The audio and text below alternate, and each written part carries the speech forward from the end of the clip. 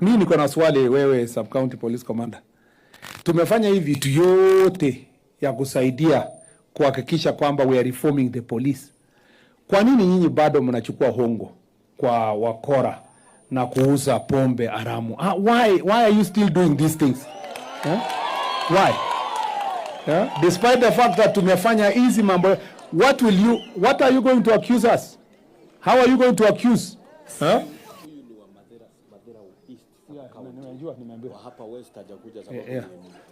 Ni sawa. Mimi najua unatoka the other sub county, lakini nataka niulize commander, why are you unable to manage your police officers?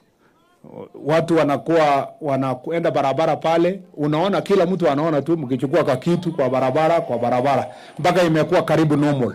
Number 2, pombe ikishikwa lita 1000, ile inaenda kupatikana imekuwa lita 100. Ile exhibit ingine imeenda, you know, na unaona watu wamecomplain. Nimeambiwa pia kwamba ati kuna jamaa mwingine hapa ati anaitwa Ndekwa Muthondio. Ni Wanyeri town hapo. Ati kwa nyumba yake anatengeneza pombe haramu na kuuzia watoto wa hapa. Na anaendelea kufanya hivyo na amefanya for 3 years. Asa anasikia amepata pesa ya kutosha. Sasa anataka kusimama sijui MCA ama mbunge. Na ile party leader yake ndio ananipigia kelele kila wakati. Akisema watu wamekufa pombe, na yeye ni ile kampeni anasunguka nayo, anatumia pesa ya Muthondio ambayo ni pombe haramu, anatengenezea nyumba yake. Sasa wacha niulize, hiyo is that as difficult because you are acting? I want an answer kwa wiki moja kutoka County Police Commander na Regional Police Commander, nione ya kwamba in 1 week huyo Muthondio akuwa amefikishwa kotini. All the pombe haramu yenye iko hapa ikuwe imemalizwa. Na nimesikia ati OCBD wa hapa hajakuja hapa. Ati alisikia ninakuja akatoroka. So kama ametoroka aende 1 way. Na aende atafute kazi nyingine. Aende namna hiyo akienda njia moja. Kwa sababu unaweza keti. Kwa sababu unaona mtu anatoroka, ashaji hukumu tayari, ashajua anauza pombe na Muthondio na wengine.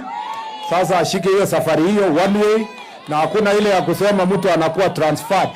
Aende akifanya disciplinary work akiendanga 1 way. Si namna hiyo? Alafu tushaongea na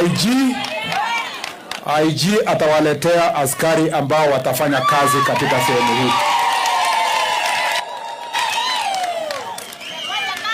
Tuko pamoja kwa hiyo. Ule the new OCPD mwenye atakuja hapa next week. Lazima akifika afanye baraza na nyinyi. Alafu mwambie nyumba ya Susana, ya Cecilia, penye chang'aa inauzwa, pombe haramu, sijui nini, na wote wamaliziwe kazi yao kwa wiki moja. Ndio watu waishi pamoja. We cannot continue living in a society where pombe haramu inauzwa. Watoto wetu wanalala kwa mtaro. Alafu watu wachache wanatajirika. Wanapeleka watoto wao kwa shule ya kifahari. Alafu watoto ya wengine wanalala kwa mtaro. That must come to an end. And that must be done with finality. Na pia nataka niseme, haiwezekani ati kwa sababu sijui wewe ni mwanasiasa kama huyo Ndegwa Muthondio na wengine kama yeye, ati kwa sababu you are bribing police officers and bribing people to sell alcohol kwa hapa, we will come for you and we will come for you hard. And I want to ask the Inspector General of Police, and I have talked to him, he has to send a special security team wakae hapa wiki 2-3 wakisaka hao wakora mpaka hii sehemu ikuwe safi. Hii sehemu ya Nyeri. Juzi nilienda Kitale nikapata ukora inaendelea hapo kidogo. IG akatuma special team Kitale. Saa hizi wamama wanatembea usiku wakienda kusoko bila wasiwasi. And that is the thing we must do in every part of Kenya. Hii pombe haramu na bangi lazima tumalize. Si namna hiyo?